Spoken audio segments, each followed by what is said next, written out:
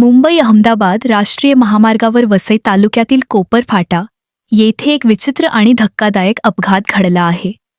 मुंबई बडोदा द्रुतगती महामार्गाच्या लोखंडी ब्रिजला भरधाव डंपरची जोरदार धडक बसली.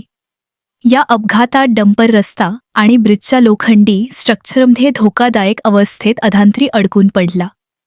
प्राथमिक माहितीनुसार डंपरच्या हायड्रोलिक सिस्टममधील बटन चुकून दाबले गेल्याने हा अपघात घडल्याचा अंदाज व्यक्त केला जात आहे. अपघातामुळे मुंबईहून गुजरातकडे जाणाऱ्या मार्गिकेवरील एक लेन वाहतुकीसाठी बंद करण्यात आली असून वाहतूक विस्कळीत झाली आहे. घटनास्थळी पोलीस आणि प्रशासनाची पथके दाखल झाली असून डंपर हटवण्याचे काम सुरू आहे. या अपघाताचे व्हिडिओ सोशल मीडियावर मोठ्या प्रमाणात व्हायरल होत आहेत.